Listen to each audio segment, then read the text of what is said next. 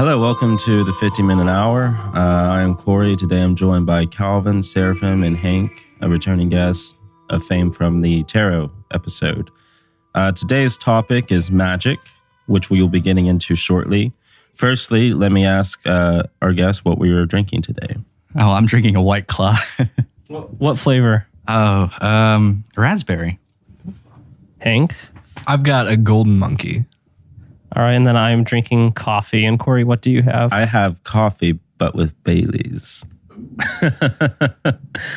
I believe you have some news articles for us again. Yeah, so we can start off with the news articles. The first news headline: the Taliban fighters will no longer be allowed to carry their weapons in amusement parks in Afghanistan in what appears to be an effort by the country's new ruler to soften their image.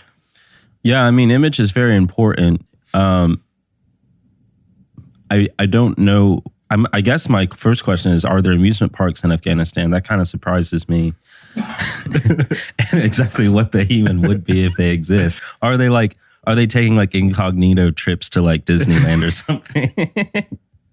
And, if they're doing that and someone finds out they're Taliban, it might be good to have an image that we're conditionally nonviolent, So I can't blame them. I think that's a pretty decent policy. Alrighty. The next is the headline is: are women's bodies portals to demonic spirit realms? I'd like to get your thoughts on that one. Yeah, that's my friend Arthur Cormack, I think. What does it say the name there? It's on Jonathan McCormack. Jonathan McCormack. Yeah. I always want to say Cormac McCarthy. This is a very ancient belief. Basically, it takes a certain manifestation in the Christian West, with Eve being the recipient. This isn't really how the Orthodox interpret it, but it is a very common Western trope. Eve being the recipient of the entry of evil. It's a pretty universal myth or archetype. You see it with Pandora's box. The idea here is that, it can go both ways. This is also why most oracles or mystics are women also, right? Which is that women are just spiritually permeable in the sense that they're physically weaker. They're also spiritually weaker, not in the sense that like they can't be a saint or something, but in the sense their spiritual force field, their AT field, for Neon Genesis people, is more permeable. It's weaker. So because of that, there are entryways to spirits from both above and below. And compared to men who are acting more Apollonian or more consciously, women act more unconsciously. Speaking psychodynamically, psychoanalytically, this is just true in the psychological sense that grew out of Freud's school. Men tend to be more active or conscious in their thinking, whereas women are more unconscious or emotional. I know people nowadays, that's not a very popular thing to say, but this is Freudian psychology, so whatever. And this is kind of growing out of that tradition. The other thing to note here is it's one why, again, outside of being pure receptive mystics or oracles, women are generally not in a position of priesthood. This isn't just with Christianity, this is even with pagan religions. And a lot of pagan religions even have specific places. And basically, you usually find in most religions, there are places where women can't go, but you rarely find places where men can't go. It's similar for this reason. Like the Shinto have it with an island in Japan. Orthodox have it with Mount Athos. And just the idea of the priesthood in general. This also is kind of similar. There was a pope in, I think, the 11th or 12th century, Pope Urban, one of them, I don't remember. He banned black cats for some other reason. Again, just it's sort of known in certain circles of magic that certain creatures are more easily able to become familiars and are more permeable to ritualistic spells. So God, alchemically speaking, seems to assign certain properties to things that are not animated, like a rock or salt or whatever. But he also seems to do this with actual characteristics like types of animals or even the sex or, gender of, I guess that's the modern word you would use for these sorts of things. All right. And then the final headline, we've got a book promoting atheism launched with great fanfare in China. Yeah, this was Li Shang, I think was his name.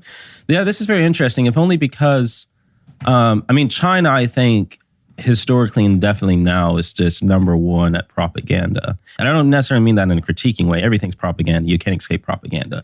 So if you're going to have to do it, you may as well do it well, right? And I think China does this extremely well. I think America also does it, but in a more nefarious way, because America likes to see itself as like, we're the good guys, right? Not that China doesn't, but I think China's a bit more honest about this. So I have a lot of respect for China and its propaganda, even if I don't really agree with it. What I think is particularly funny, if you look at this book and you look at Sheng or Li or whatever his name is, it might be Li Sheng. If you look at like his history, he was a philosopher who was educated, I think, in the West and then came back to China.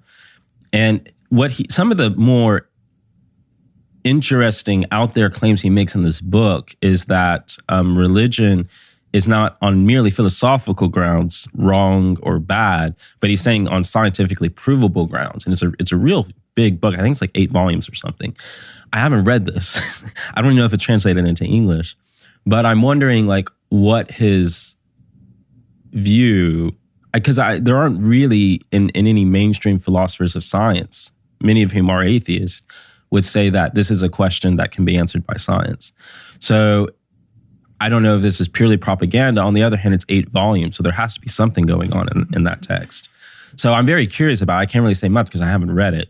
But I guess my comment on here would be that we tend in the West to demonize propaganda from places like Russia or China when we're doing just as much, if not more.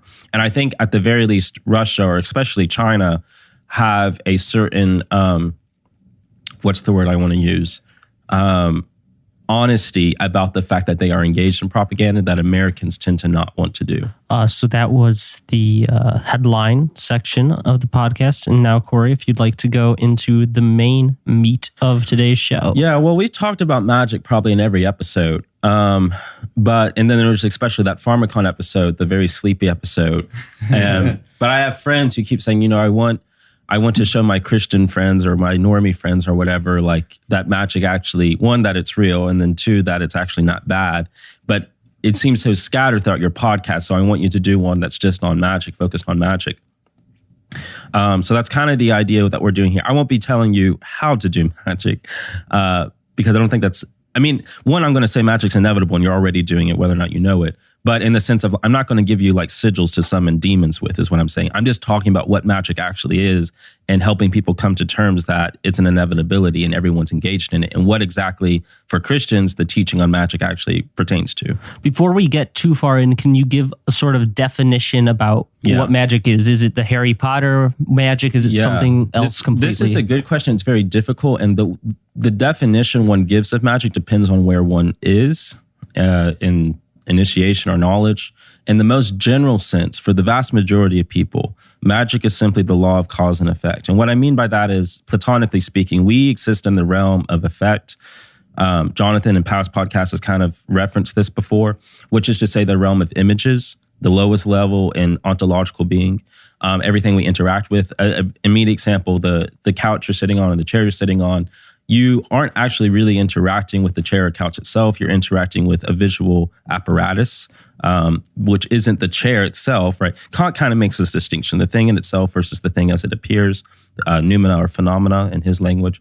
So we're not interacting with things as they are, we're interacting with appearances. This goes back to Plato and Hermes Trismegistus and, so there's a divided line of reality and ontology. And what magic is, so basically you at the very top, you have God, right? This absolute cause of all things. In the mediation between God and this world, you have a realm of, for Plato, math, basically, or things where spirits exist. We talked about this before in earlier podcasts, such as the astral realm. And there's different layers of the astral realm. Magic, in the general sense, is when people in this realm, our realm, are able to access that realm and then use it to their advantage to bring things back in this realm, or to their disadvantage quite often as well. Now, that plays into the stereotypical Western idea of what magic is, but it's also important to understand it's much more than that. Magic is also psychology. Magic is science. Science is magic. Anything that is really altering the cause and effect of things. When you get into the deepest levels of science, what you're looking at, especially like physics, you're looking at the actual laws of nature and how to manipulate them. That is magic. That is what magic would be understood as by anyone. And then outside of Western modernity, I guess. And then there's also the immediate phenomenological aspect of magic. And what I mean by that is like we've been sort of conditioned to not see things as magic that are actually very clearly, to anyone not biased in Western history, magic. I think a very good example would be something like holy water. Now, Protestants would probably say this is magic, so at least they're being consistent up to a point. But things like the Eucharist or holy water or prayers to the saints, if you bring that to any pagan culture, they're just going to understand that it's magic. Now, Christians might want to deny that's magic because we've been taught that magic is bad, but it is magic. The other aspect here that I want to point out is the actual word. When we look at the Septuagint, the Old Testament, that's being used for magic is pharmakon. And pharmakon means a lot of things. And we talked about this in the past episode. As an example, I'll retell the tale from Plato's Phaedrus, where you have Thoth, who is the king of Egypt. You have the king of Egypt, and Thoth, the god of writing and knowledge, comes to the king of Egypt to offer up gifts for Egypt. And a lot of gods are doing this, and the Pharaoh is kind of like, well, this is good, this is bad, and he gives reasons for liking it or not liking it. And when Thoth offers writing, Thoth's argument is that, it's going to be, the word that Plato uses here for describing writing is pharmakon, and that writing itself is a pharmakon. And Thoth's argument is that, well, your people won't have to remember things as much. They can store their memory in these things like writing and papyrus, and it'll be great because now they have more free time to focus on other things, and their memory can be devoted to other things. But the Pharaoh denies it because he says, well, this is really bad because then my people's memory will decrease. And from a Platonic view, this is really bad because our souls are basically constituted by our memory. The reason anyone can become a philosopher is because they have great memory. And it's not merely the fact in our modern sense that they can remember very well and therefore be good philosophers, is that they have more soul. So if you remember very well, you just have a lot of soul. There's something to be said about this too, with young kids usually having prodigious memory. Like I remember when I was 5 or 6, I could just memorize pages in a book and what were on them. And this isn't something you have to be a child prodigy to do. A lot of young kids do this and just forget it. But in either case, there's this idea that writing or any technology functions as a pharmakon, magic. And what pharmakon basically is, it's something that alters your relationship to the world. The first instance we get that in the Bible is in Genesis, where Adam and Eve are clothed because of their shame. The clothing itself is for lack of a better word, a transhumanist sort of technology. It's an entryway into the world of what happens once you have knowledge of morality, what happens when you have, because what morality produces is shame. It's not real virtue. We talked about that in the last podcast. And when you have that shame, you have an understanding that the world and you are at war. And because of that, you have to do something. Pharmakon is what comes in and fixes that. And in that sense, pharmakon is good because it's always protecting us from the harsh realities of a fallen or destroyed or corrupted world. But it's a very dangerous game. If you read the book of Enoch, which was accepted as pretty authoritative by early Christians, and Imperial Christianity kind of wiped it out. But in African Christianity, it's still used liturgically. This book's all about the fallen angels, the highest level, the Gregori, the Watchers, given forbidden technologies to men, among them writing, metallurgy, things of that nature, and dark magic as well. And this also relates to Plato's concept of Atlantis, the myth he tells of Atlantis. And Atlantis was basically, in many ways, America is like a modern Atlantis, because Atlantis was a magocracy. It was a civilization ruled by mages or people of power who had power over pharmakon. And pharmakon in this sense is witchcraft, but it's not witchcraft in the sense like I'm putting newts and snails into something to make a potion. It's literally anything you make that you put into the body that then alters perception. Okay, so this is food. This is alcohol, spirits, right? They possess you. This is very manifestly the pharmaceutical industry. It's also things that are not physical or wouldn't be thought of as physical for most of history, like the things you tell a person. You cast a spell on a person. The media, right? Not really physical. It's airwaves, but it's altering your very perception of reality. Even if you don't watch the news, if you're just passively hearing it, advertisements, they condition you to see the world in a certain way that I think is very dangerous. And I know I critique the media in like every episode, but I really, really, really hate the media. And I think it's not solely responsible, but one of the biggest responsibilities for why everything is so shitty in modernity is the media. You want to say something, Calvin? Would you consider music to be magic? Definitely. The fact that Yes. there's certain Yes. sounds that make everyone feel Yes. a certain way. Yeah, and you've probably heard these terms before, like mancy, which is art of divinations, and you always hear it tied to the end of a word. So I like phonomancy, right? Would be magic with music. And Plato spends a lot of ink talking about this, even chords that should be outlawed.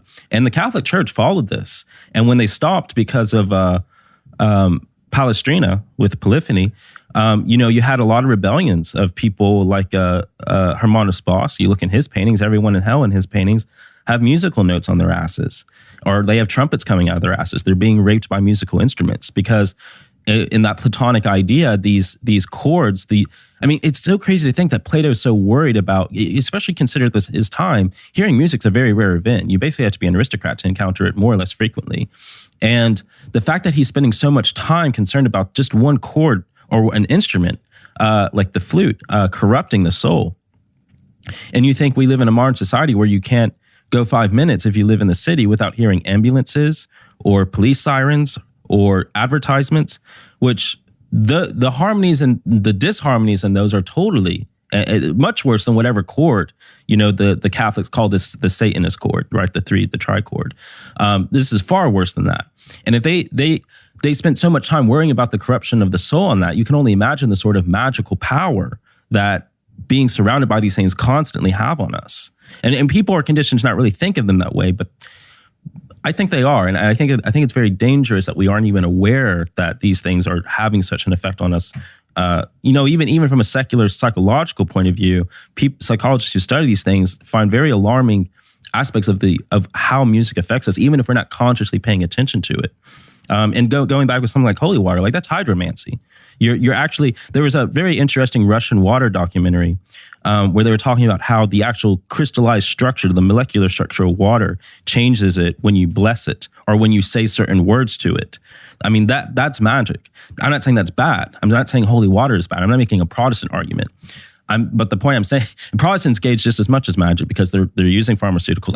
Unless they're basically Mormon or Christian scientists, I don't think they have any ground to criticize magic. And even then, there's inevitably magic, especially with Mormons. But anyway. Do you think that other beings can use magic and use magic such as, whether that's in the astral realm, like angels or demons, or definitely. Even if it's animals, like dogs, yeah. elephants?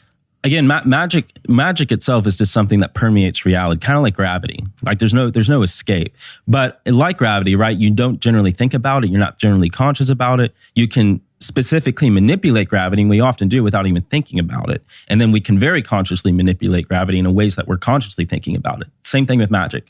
It pervades everything. We usually use it without realizing it, but we can, if we want, to consciously use it to our advantage. But magic's very dangerous, more dangerous than gravity maybe. So you have to be very careful. When you start getting into more deep aspects of magic, traditions of magic, because every religion has a tradition, every culture has a tradition of how to manipulate the laws of magic. And some of those traditions are corrupted. You might say they're corrupted by humans, corrupted by demons, whatever, but they're dangerous.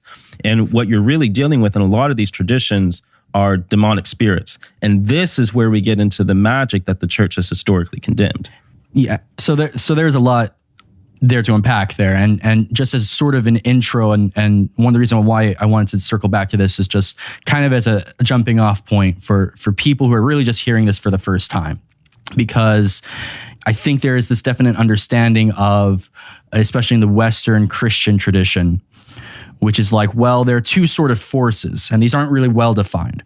But it's like, there's, if you go and you pray to God, and you're given some sort of grace, there's a certain power you can have, and that's from God, and it's very separate from magic. Whereas if you kind of consort with demons, or you get into, sketchy things, and people will consider things like tarot, things like astrology, things like crystal balls as like these areas.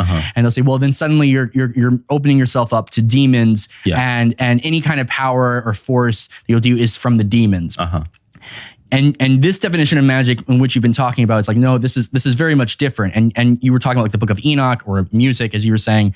And you're saying, well, actually magic is a lot more expensive than this. And even things like technology, like writing, like music are magic. So where does that obviously doesn't fit with like the modern Western sort of Christian understanding. Where does that kind of understanding, where did that develop? And you're giving me a big plate. So first I want to say, yes, magic is very dangerous. You shouldn't just go to a tarot reader. You shouldn't go to a crystal ball person. Likewise, you also shouldn't be dabbling in the sort of magic that the modern West is doing so easily. And I think even Christians who are opposed to what I'm saying would be very aware of the sort of dangers that modern scientific advancements, which I consider very much a very specific school of magic, have done and have led us to a sort of Atlantean position.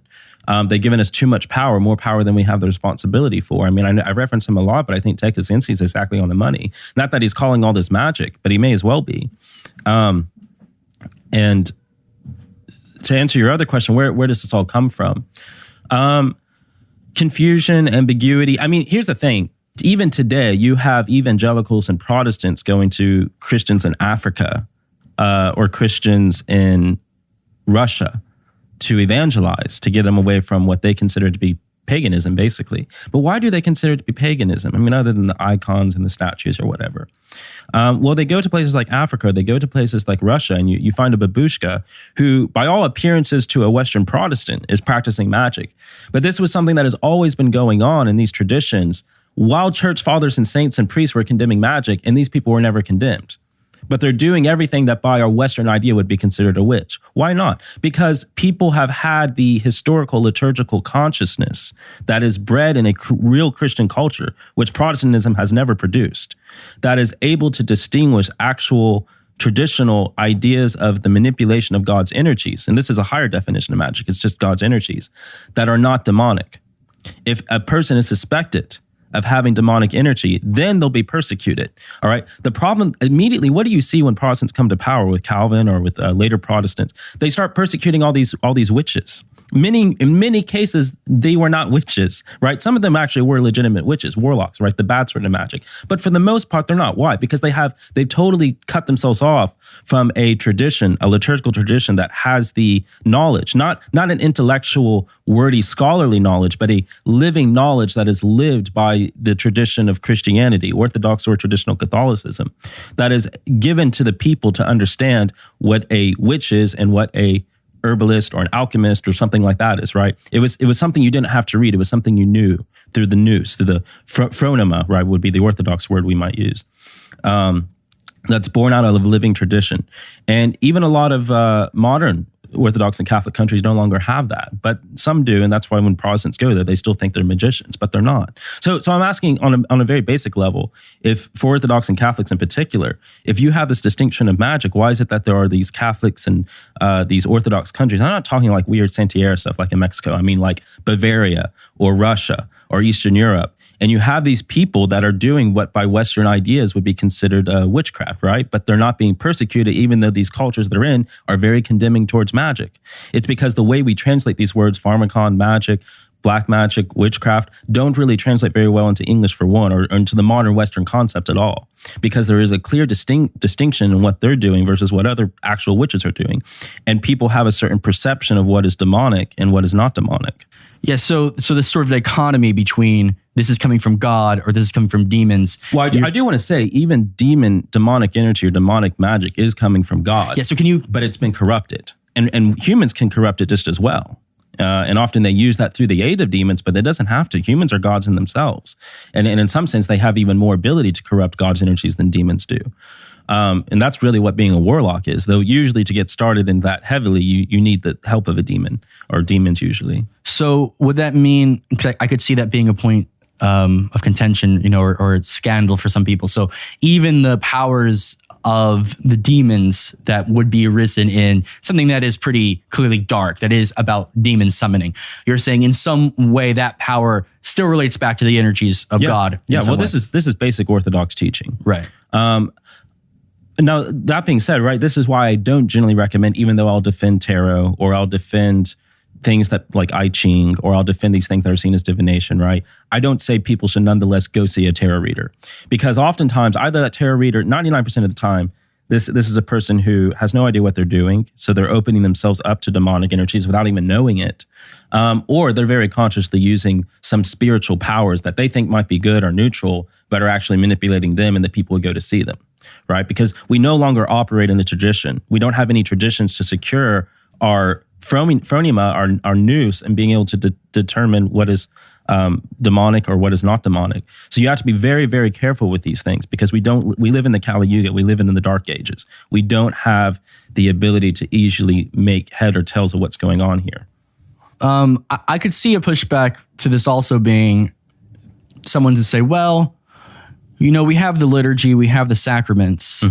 So let's not mess with tarot at all. Yeah. Let's not mess with any sort of divination at all. There's good in that. And I would say go even further. Let's not mess with technology at all. Let's go back to the Stone Age. Like, I think if you really want to take this far, this is why I have some respect for Mormons or Christian Scientists or Amish, because I think they actually follow that line of argument more or less to some degree to its logical conclusion.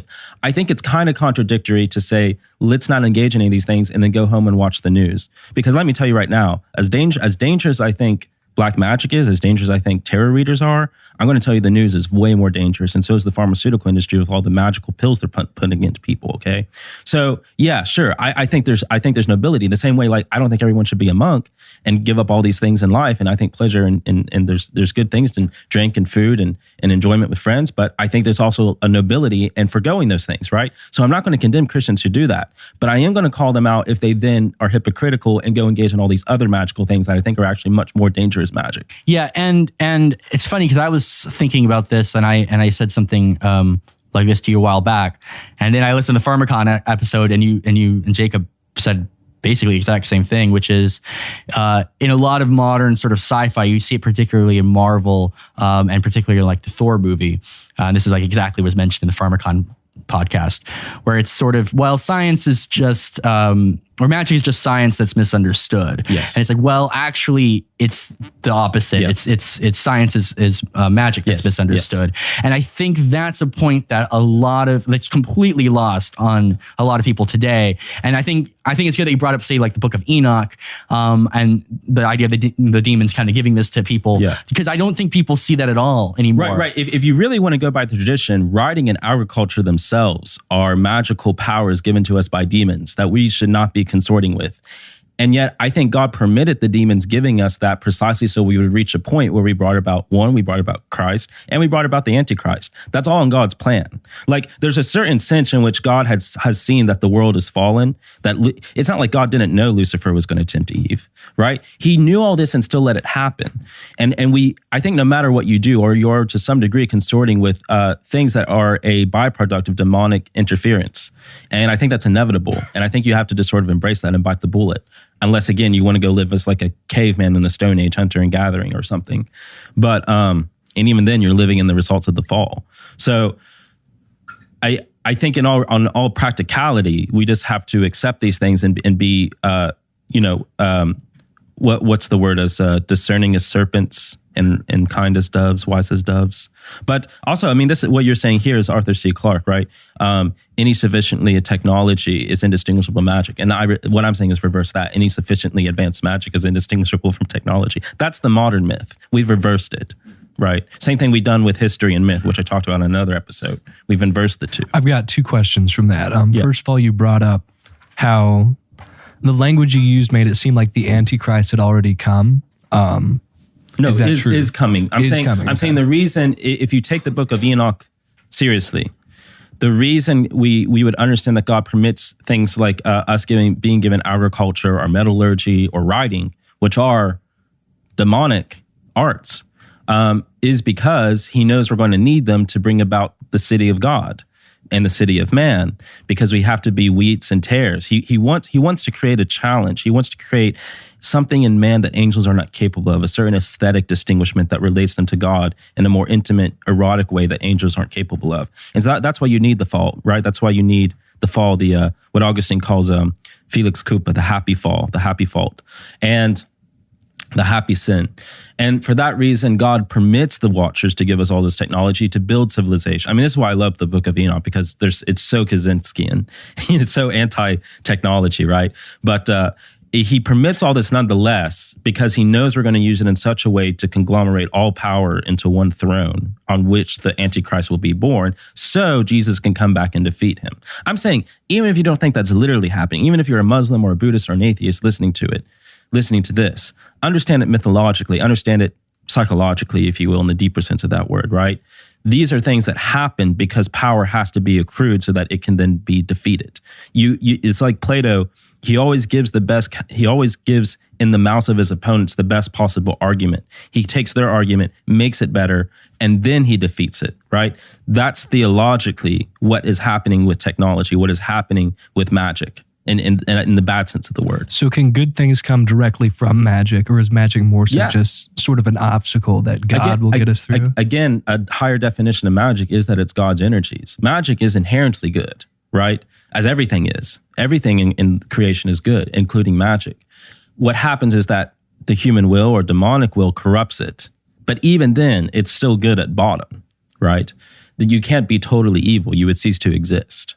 There is nothing that exists that is evil. There is only ignorance.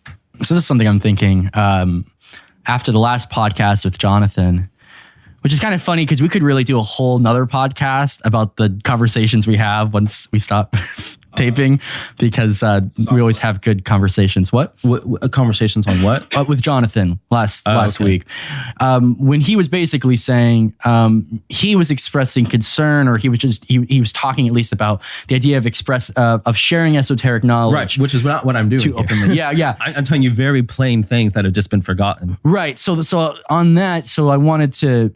So maybe it's not relevant at all, but do you think it's better?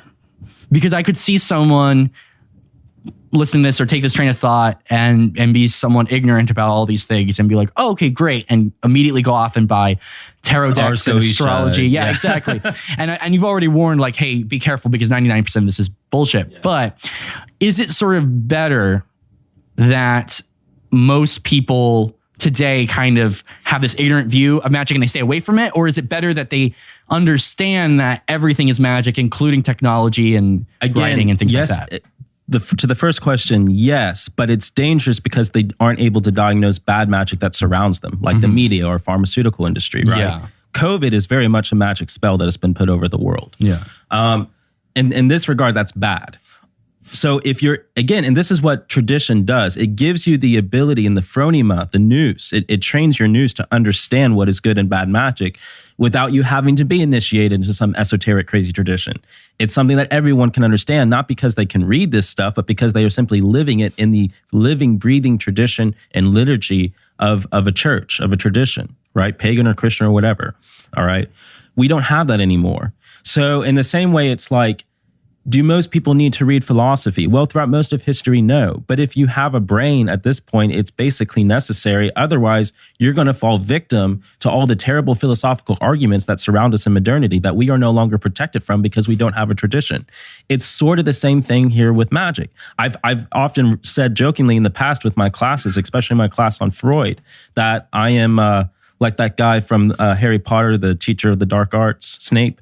That is he the teacher? I don't know, but you know what I mean. One of the right? books, but yeah. I'm the teacher of the dark arts, right? Because I have defense against the dark arts. In today's world, you kind of do have to know some things about the stuff that most people didn't historically, because we are so surrounded by it. And even if we say magic is evil, never do a tarot thing, whatever, good for you. But then you're going around and watching the news and the media and advertisements. So if you're going to interact with the modern world at all, which is, unless you want to live off the grid, is basically inevitable, I think you have to take it upon yourself and your family and your kids especially, you have to teach them about the real existence of these things, what they are, that they're not the way the media, especially things like Disney, portrays them, right? That they're much more in plain sight than we would expect. They're not like little magic stars flying in the air.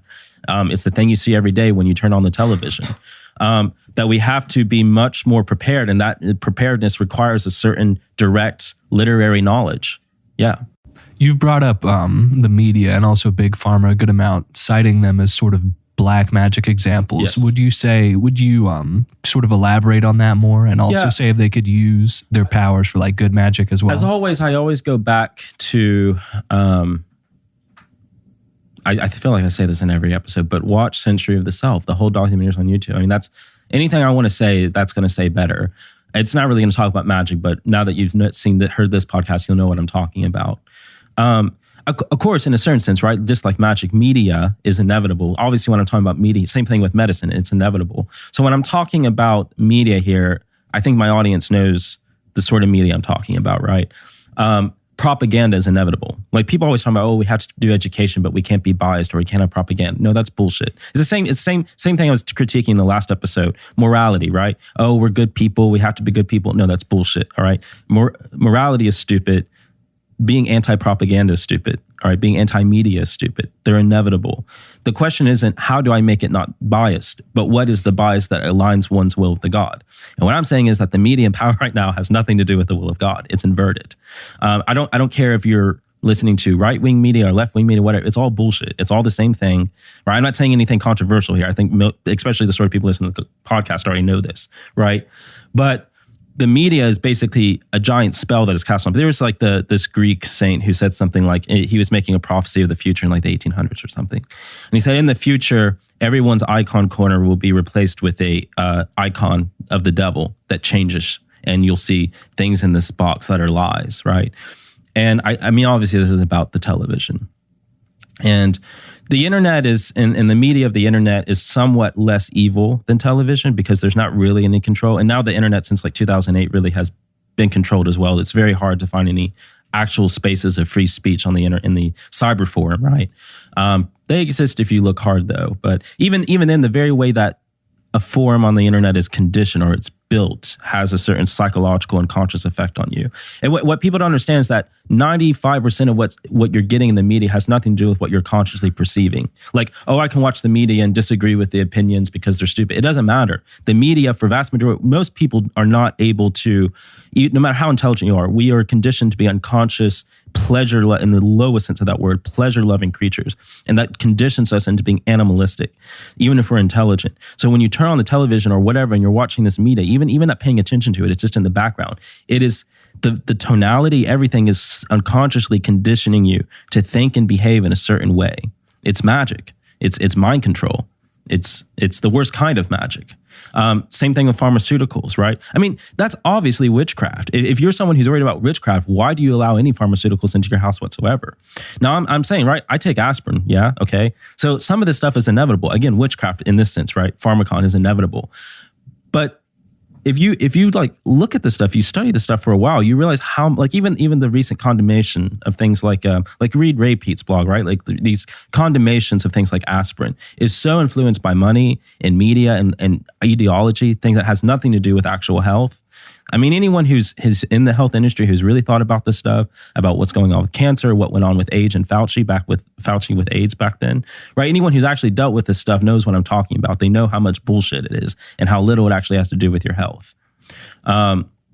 So all this stuff is a manipulation, not, and most of the times it's just mere greed, but there's also something more evil or nefarious, or I might say demonic going on there as well. Now, I could see someone saying as well to this, say, well, hold on, Corey, there's a big difference between something like tarot and something like medicine. Tarot, you're going to be buying into a whole like spiritual element and these archetypes, and you're going to be coming from a very spiritual place. Whereas something like medicine and something like a lot of the modern science, it's divorced from this idea of faith. It's divorced from the idea of spirituality. It's rational. It's cold. It's stoic. And they'll say that you can't compare the two and call it magic. What would be your response to that? I mean, especially from a Christian viewpoint, everything is on faith. Medicine only works because of faith. People are like, oh, what about atheists who take medicine? Well, of course, the good Christian knows what the argument there is. That no one's really an atheist deep down, right? These things operate precisely because of faith or lack of thereof, right? Nothing happens without faith. Faith is much more than mere epistemological trust in something. It's something in the soul, something very deep that connects us to the divine. Whether or not we want to acknowledge the divine consciously, faith is operating in the heart. Secondly, it's a bullshit distinction. And in fact, it's better in this sense to go to something like tarot knowing it's spiritual and then to take medicine if it's not. That's a very Protestant idea. No Christian would have thought of this historically. It's a very modern Protestant secular idea that these things are not acting in some way in relation to the spirit, to the soul. The body is a reflection of the soul. The health of the body is a reflection of the soul. And I don't mean this in a superficial, immediate sense, obviously. Like, obviously, you can be someone who's terribly sick, has cancer, but be a saint, right? I don't mean this, right? There is truth to phrenology. There's truth to the body and the health of the body. And as Jung says that sexual perversions or psychological maladies are reflections of a spiritual state. Okay. I feel like I've said this in other podcasts elsewhere. I don't want to go into too much now, but my point here is like, it's a bullshit modern distinction. It's ideology. I know that probably won't satisfy the person making that argument, but at this point in time, I think they're beyond hope. Okay, so another question here. Let's take another person who listens to this and say, Corey, you've convinced me, and I'm really interested in what you're saying. And I would like, and let's say they're a Christian, right? You know, an Orthodox or a Catholic. And they're saying, wow, this is so interesting. I want to read more about this, and I want to read more about tarot and astrology and divination, but I'm worried where to start and falling into a bad place. And as you said, 99% of this is kind of bullshit. You personally, and knowing you're kind of at an advantage because you have a very deep, kind of before you delved into a lot of this, very deep understanding of patristics, deep understanding a lot of philosophy, especially a lot of like Platonic ideas. So I think that gave you a really good foundation to sort out the bullshit.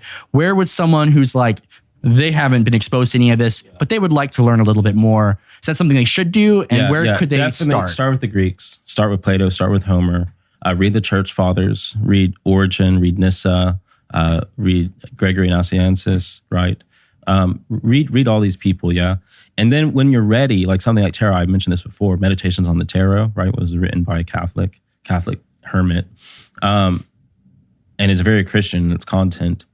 And I don't know for what else you were talking about, but you'll find that when you start putting your soul into this, for whatever reason, I think for most part the most practical reason is you're a dad or a mother who wants to protect their children, but God will send these things in your way. You'll find out about them. You'll notice a reference in a book you're reading that references this book, and you're like, that's interesting. Your mind will be guided to that. Okay, have faith.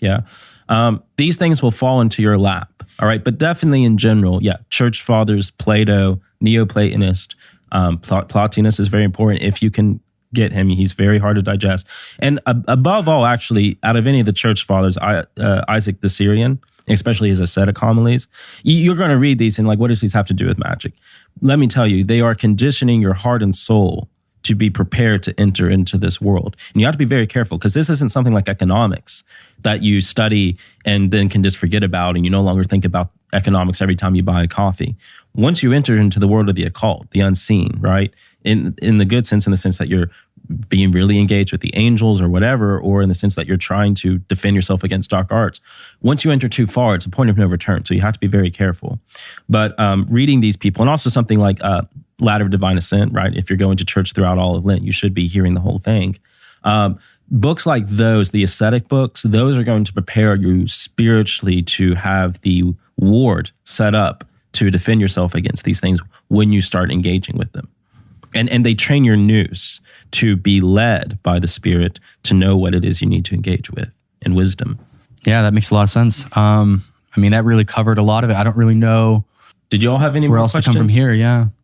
Sort of the view of magic today is like magic tricks, like some hokey guys just going around doing card tricks. Do you think that has any sense of magic in what you're talking about, like David Blaine doing street magic? These are illusions. So inevitably, right, as I was saying earlier, everything's magic, but they're not like high magic or anything, and in some ways they're kind of I don't want to say they're bad, but I'm just saying they're dangerous only because it gives people a wrong perception of what magic is. It's the same thing Disney does, right? This is magic. Everything else you have is totally normal, secular, non-spiritual, godless heathenism, right? That again, you can watch a Disney film or you can watch a performance by David Blaine and be entertained without thinking those things or being led to think those things. But most of the time, that's probably not the case. Do you think it's important to make the distinction instead of like calling it magic, but illusions? Do you think that helps? Yeah. Well, it can. Again, I still want to drive home that in the deeper sense, everything is magic. I don't want to leave you and escape from that. I want to rape you with magic. On the other hand, there is a sense in which most of these things are illusion. And again, if I'm going to call this an illusion, I definitely am calling the media an illusion, right? Okay. I think we have a name for the podcast. The rape of magic. What are some things that aren't magic, or it's just everything magic in general? Yeah, again, there are levels, there are layers of magic, right? There's direct manipulation, again, like physics, like what Large Hadron Collider, that's a giant philosopher's stone, really. There's this very conscious manipulation of cause and effect. That's what an actual warlock or a magician or a mystic is doing, right? And there are schools of these sorts of magic, right? If you play like RPG games or whatever, you probably hear about these all the time, like necromancy or whatever bullshit, right? These things are all real, right? They obviously they're not called necromancy, but they have their own specific traditions and specific cultures. Bone oracleism in China and stuff like that. Or a lot of pagan priests would specifically try to get bones of Nephilim because they have magical powers in them, right? So I think Lexington is enchanted because we have all these Nephilim bones beneath us, but whatever, in our water supply and whatnot. That's why our horses are demonically strong. But I think so. Yeah, they'll tell you the limestone bullshit or whatever. I don't buy that. It's the Nephilim bones. What is, and you don't have to answer this, but what is your like craziest experience with magic or dark magic? Have you ever had any just bizarre experiences? I myself, I mean, yes and no, like probably not as much as people would think. Okay. I've been involved in the occult. I've known people personally who have been involved in the occult a lot more than me, right? And I've heard the stories they have. Most of these things kind of just fade into like a dream-like memory for me. Okay. So much of that was in my past. I mean, I can tell you like I did these spells or incantations and sometimes things happen. But I never like had a theophany of a demon or a spirit or anything like that. Nothing really exciting. Okay. All right. But you know people who have had those. Okay. And even if I haven't, right, it's not that I believe these things because I've experienced them.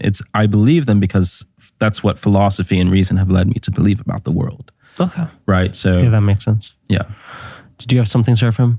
No, just to sort of answer that myself, this actually goes into a little argument Corey and I had last night because we were watching some show and they were constantly mentioning the name of the demon, a real demon, using the name of a real demon in sort of a lighthearted way and sort of like a song thing. And I got mad and I said, turn this off. I said, I don't want the names of the demons being like shouted out in our house. And so we started arguing back and forth about whether that was okay. But in my own experience, I remember once when I was at the seminary, and to be fair, seminaries are like breeding grounds for demons. I mean, you'll never find more demons than at like a seminary.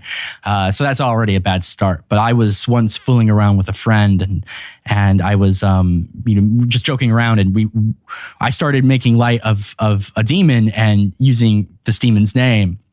And I remember at the time doing it thinking, oh, this is probably not great. This is probably not a good idea. And that night, I can't really say what happened, but like I woke up in a sweat a couple times that night, and like I just knew that there was a presence there. And I'm like, yeah, like I definitely kind of invited something dark here. And I ended up putting on a scapular and like saying some prayer, and I was kind of okay for the rest of the night. But that's why I guess it is, if you're gonna look into this stuff, like can you say, you have to be very, very discerning and careful in the way you do it. So